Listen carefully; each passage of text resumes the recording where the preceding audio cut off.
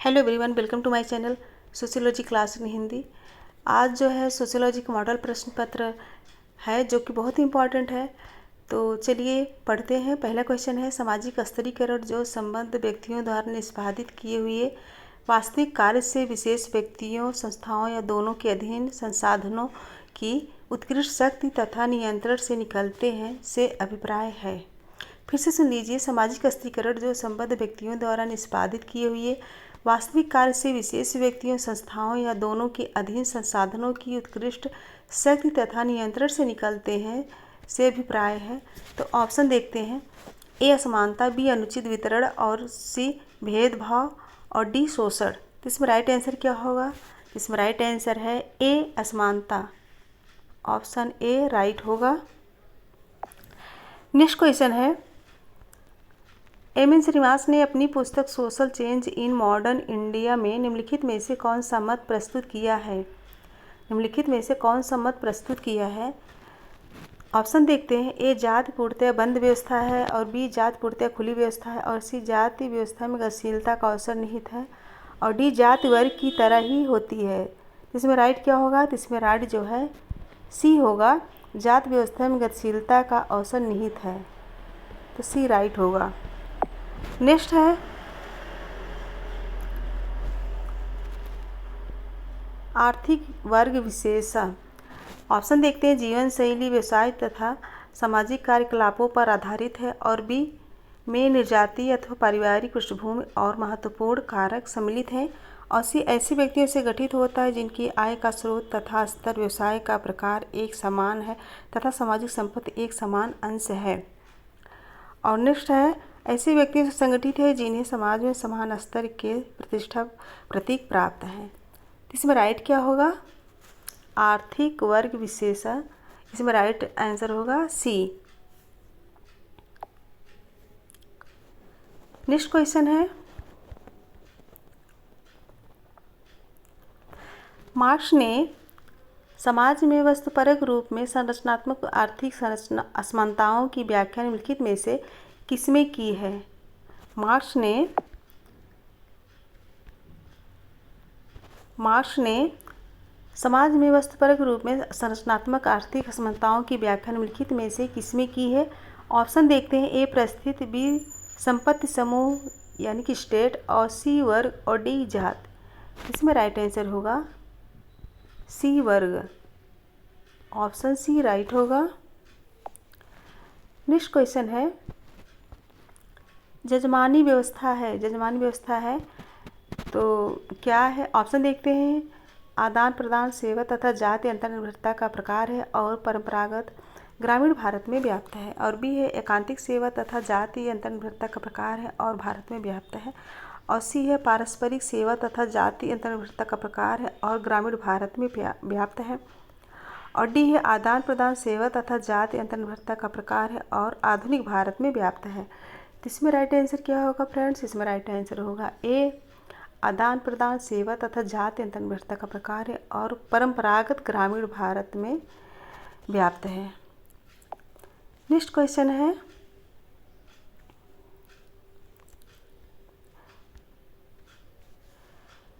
Email Durkheim ने धर्म के अध्ययन में निम्नलिखित में से किस एक का वर्गीकरण प्रस्तुत किया है? तो किस एक वर्गीकरण का प्रयोग किया है? ऑप्शन देखते हैं। पावन एवं पतित और बी अनुष्ठानिक एवं अतिवादी और सी अलौकिक एवं धर्मनिरपेक्ष और डी पवित्र एवं लौकिक। तो इसमें राइट आंसर क्या होगा? डी होगा।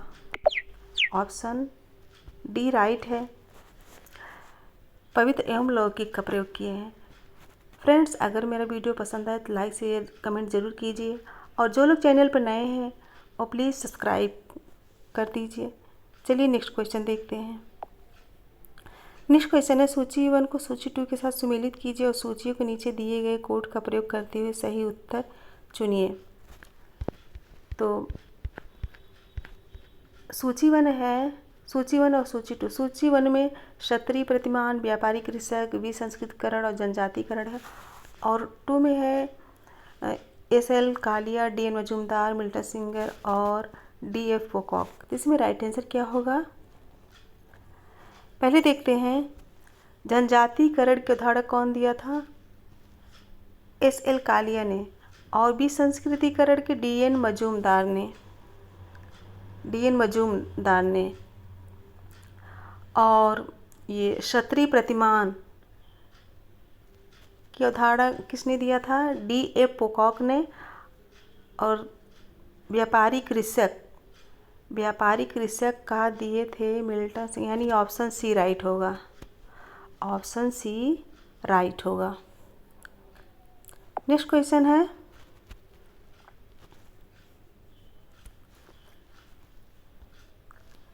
निम्नलिखित में से किसने पुस्तक दृश्य और क्षेत्र दृश्य में विभेदीकरण किया है?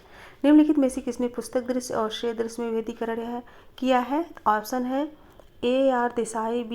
G.S. घुरिये होगा यहाँ पे, और C. M.N. श्रीनिवास, और D. I.P. देसाई। इसका राइट आंसर क्या होगा?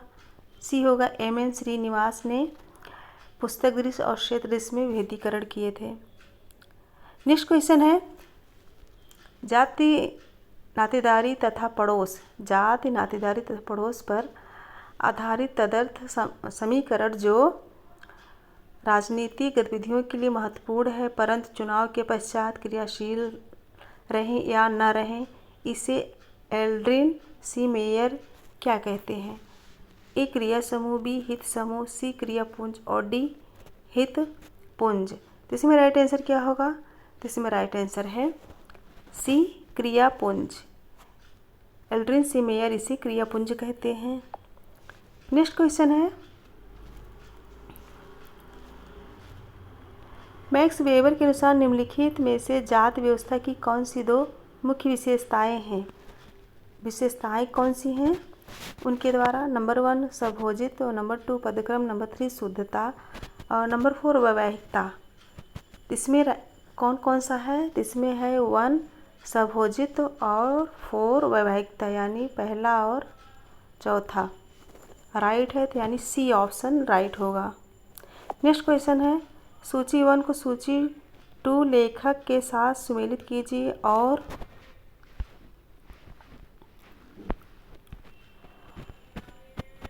और नीचे दिए गए कोड का प्रयोग करते हुए सही उत्तर चुनिए। सूची 1 है पुस्तक, सूची 2 है लेखक, तो इसको मिलान करना है। तो माइंड एंड सोसाइटी पुस्तक किसकी है? पेरेटो की है। द रूलिंग क्लास किसकी है? जी मोस्का की है। Elites and society T B. Bottomore की है, और टोटम एंड टेबू फ्राइड की है। तो इसमें राइट कौन सा होगा? पहला जो है कोड सही होगा। नेक्स्ट क्वेश्चन है, ऐसा समाज जिसमें प्राथमिक की जगह गौड़ समूह अंतःक्रिया प्रतिमानहीनता रहती है तथा वह सामान्यता जीवन शैली में समरूपता से परिलक्षित होती है, तो उसे वह क्या कहलाता है? ऐसा समाज जिसमें प्राथमिक की जगह गौड़ समूह अंतःक्रिया प्रतिमानहीनता रहती है तथा वह सामान्यता जीवन शैली में समरूपता से परिलक्षित होती है, तो क्या कहते हैं? ऑप्शन देखते हैं। ए लोक समाज, बी कृषक समाज, सी शहरी समाज, और डी बहुल समाज। जिसे हम क्या कहेंगे? जिसे हम बहुल समाज कहेंगे। ऑप्शन डी राइट है। नेक्स्ट क्वेश्चन है, भारत के संविधान में कौन से अनुच्छेद में राज्य द्वारा काम की न्यायसंगत और मानवोचित दशाओं को सुनिश्चित करने और प्रसूति सहायता का उपबंध है? बहुत ही इम्पॉर्टेंट है ये। तो ऑप्शन देखते हैं। ए अनुच्छेद 39, बी अनुच्छेद 42, सी अनुच्छेद 23, और डी अनुच्छेद 15। तो कौन से अनुच्छेद में आता है? तो ये अनुच्छेद 42 में आता है, बी। नेक्स्ट है, औद्योगिक समाजशास्त्र एक स्वतंत्र विषय के रूप में निम्नलिखित में से किसमें गवेषणा से संबंधित है? तो ऑप्शन देखते हैं। ए वैज्ञानिक प्रबंधन विचारधारा, बी नौकरशाही, और सी व्यवसायीकरण, और डी मानव संबंध उपागम। ये राइट होगा, डी। नेक्स्ट क्वेश्चन है, सूची 1 लक्षण को सूची 2 जटिल अर्थव्यवस्था के साथ सुमेलित कीजिए।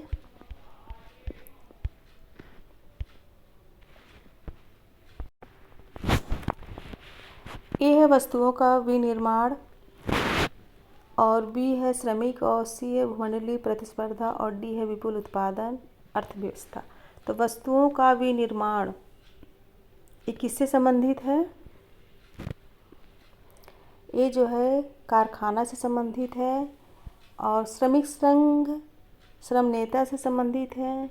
तो इसमें मुझे लग रहा है डी होगा, 2A और 1B और 4C। 4 का भूमंडलीय प्रतिस्पर्धा यानी मुक्त भूमंडलीय प्रतिस्पर्धा, और 5D और विपुल उत्पादन अर्थव्यवस्था उपभोक्तावाद। विपुल उत्पादन अर्थव्यवस्था उपभोक्तावाद से संबंधित। नेक्स्ट क्वेश्चन देखते हैं। आप लोग अच्छे से देख लीजिए। नेक्स्ट क्वेश्चन है, निम्नलिखित पर विचार कीजिए। वर्ग विहीन लोकतांत्रिक समाज, और 2 है तकनीकी विशिष्टीकृत और सेवा क्षेत्र द्वारा प्रभावित समाज, और 3 है संविदात्मक संबंध युक्त समाज। उपरोक्त में से कौन सी विशेषताएं जटिल समाज के अभिलक्षक हैं? ऑप्शन है ए 1 और पहला और दूसरा, और बी पहला और तीसरा, और 3 दूसरा और तीसरा, और डी केवल 2। तो इसमें राइट आंसर क्या होगा? तो इसमें राइट आंसर है सी, दूसरा और तीसरा। तकनीकी विशिष्टीकरण और क्षेत्र द्वारा प्रभावित समाज और संविदात्मक संबंध युक्त समाज, ये दोनों सही हैं जटिल समाज के लिए। नेक्स्ट क्वेश्चन है, सूची 1 को सूची 2 के साथ सम्मिलित कीजिए। सूची के नीचे दिए गए कोड का प्रयोग करते हुए सही उत्तर चुनिए। तो इसमें भी जो है मिलान करना है। तो इसमें ऑप्शन दिया हुआ है, कौन सा ऑप्शन होगा? तो इसमें ऑप्शन जो है डी राइट होगा। कौन सा राइट होगा? ऑप्शन डी राइट होगा। तो देखते हैं,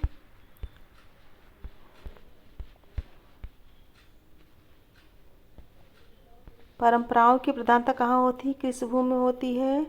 और विशेषज्ञता तथा तकनीकी निपुणता कहाँ होती है? तकनीकी निपुणता कहाँ होती है?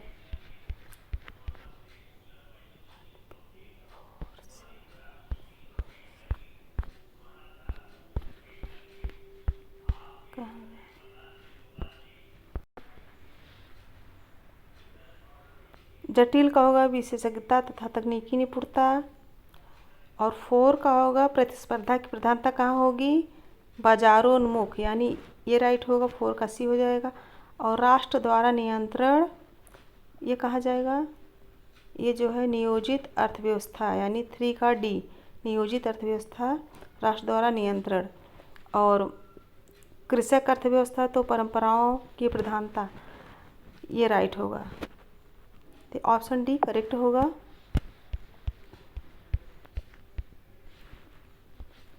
ऑप्शन डी राइट होगा। नेक्स्ट क्वेश्चन है, मैक्स वेबर के अनुसार कौन से आर्थिकेतर कारक आर्थिक व्यवहार पर प्रभावी होते हैं? ए पारिवारिक संबंध, बी राजनीति, और सी धर्म, और डी संस्कृत। क्वेश्चन देखते हैं, मैक्स वेबर के अनुसार कौन से आर्थिकेतर कारक आर्थिक व्यवहार पर प्रभावी होते हैं? तो इसमें राइट आंसर क्या होगा? तो इसमें धर्म, सी होगा। ऑप्शन सी राइट होगा। इन्होंने धर्म को ही माना है। नेक्स्ट है,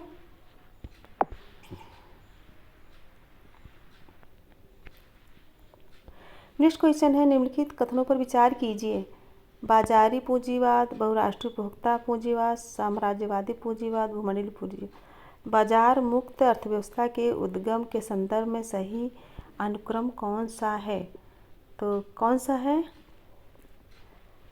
तो पहला बाजारी पूंजीवाद होगा, फिर उसके बाद साम्राज्यवादी पूंजीवाद होगा, फिर उसके बाद 2 बहुराष्ट्रीय उपभोक्तावाद पूंजीवाद होगा, फिर उसके बाद भूमंडलीय होगा। तो यानी ऑप्शन डी राइट होगा। ऑप्शन डी राइट होगा। पहला बाजारी पूंजीवाद, फिर दूसरा बहुराष्ट्रीय, फिर उसके बाद पहला बाजारी होगा, फिर उसके बाद होगा बहुराष्ट्रीय उपभोक्ता पूंजीवाद, फिर उसके बाद होगा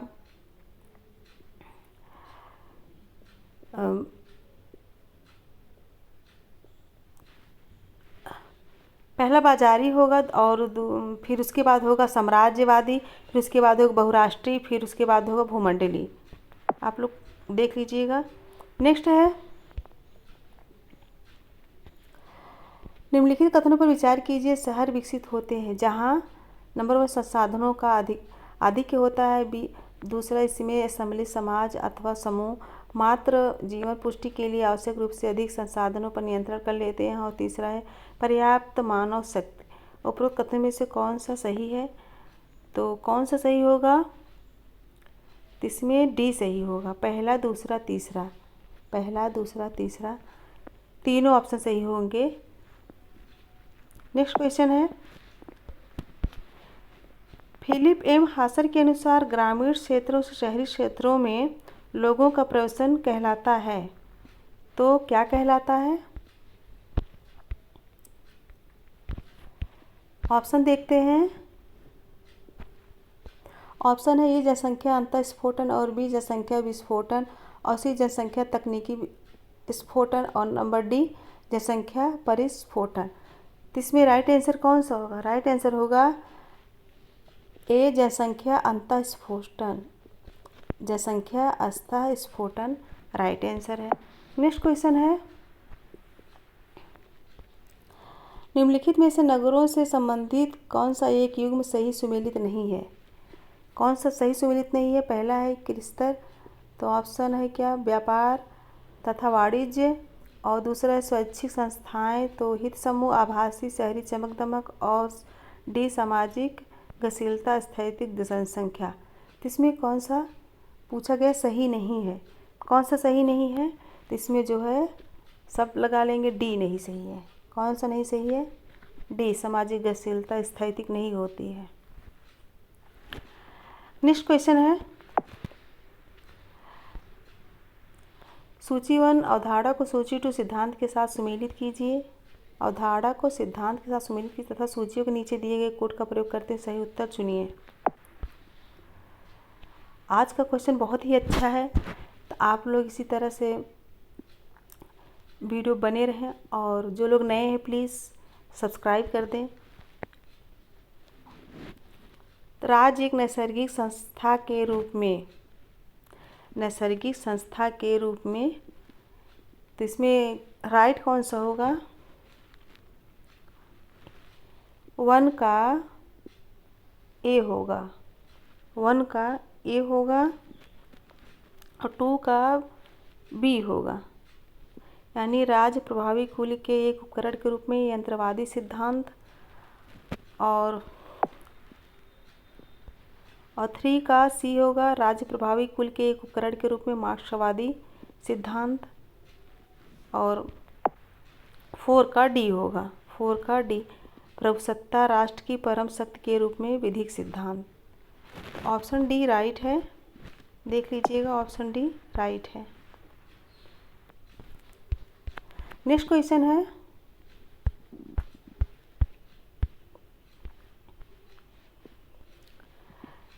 क्वेश्चन है, दबाव समूह का उल्लेख सामान्यता होता है। दबाव समूह का उल्लेख सामान्यता होता है। ऑप्शन ए निर्जातीय समूह के रूप में, बी अनौपचारिक समूह के रूप में, और सी विशेष हित समूह के रूप में, और डी जात समूह के रूप में। तो किस में होता है? तो इसका राइट आंसर होगा सी, विशेष हित समूह के रूप में दबाव समूह का उल्लेख होता है। नेक्स्ट क्वेश्चन है, सूची 1 पुस्तक को सूची 2 लेखक के साथ सुमेलित कीजिए, और दिए गए कोड का प्रयोग करते हुए सही उत्तर चुनिए। तो ऑप्शन सूची 1 को क्या है? पुस्तक, और सूची 1 पुस्तक, सूची 2 लेखक है। इसमें बताना है कौन सा? Caste in modern India, caste in modern India पुस्तक किसकी है? प्लीज़ बताइए। तो कास्ट इन मॉडर्न इंडिया पुस्तक जो है M.N. श्रीनिवास की है। किसकी है? M.N. श्रीनिवास की है। और दूसरा है कास्ट क्लास एंड पावर, ये किसकी है? Caste class and power Andre वेते की है। और होमो हायरार्कीज, ये पुस्तक किसकी है? ये है डूमो की, और कास्ट इन पॉलिटिक्स ये है आर कोठारी की। तो इसमें कौन सा राइट होगा, कौन सा ऑप्शन राइट होगा? सी ऑप्शन राइट होगा, ऑप्शन सी राइट होगा। फिर से अच्छे से देख लीजिए, बहुत ही इम्पॉर्टेंट है। पुस्तक भी पूछा जाता है, लेखक के नाम भी पूछे जाते हैं। नेक्स्ट क्वेश्चन है, देश के विभिन्न क्षेत्रों में जनजाति कल्याण हेतु कार्यरत समाज सेवा विकरणों का संघ, जिसे भारतीय आदिम जाति सेवक संघ के नाम से माना जाता है, स्थापना 1948 में निम्नलिखित में से किसकी अध्यक्षता में हुई? फिर से सुनिए, देश के विभिन्न क्षेत्रों में जनजाति कल्याण हेतु कार्यरत समाज सेवा अभिकरणों का संघ, जिसे भारतीय आदिम जाति सेवक संघ के नाम से जाना जाता है, की स्थापना 1948 में निम्नलिखित में से किसकी अध्यक्षता में हुई? ऑप्शन है A doctor Rajendra Prasad, B Jawaharlal Nehru, C Jayaprakash Narayan और D doctor B R Ambedkar. तो इसमें राइट आंसर क्या होगा? तो इसमें राइट आंसर है D doctor B R Ambedkar. D option सही है। फ्रेंड्स, अगर मेरा वीडियो पसंद आए तो आप लाइक शेयर कमेंट और सब्सक्राइब ज़रूर कीजिएगा, और वीडियो देखने के लिए बहुत बहुत धन्यवाद।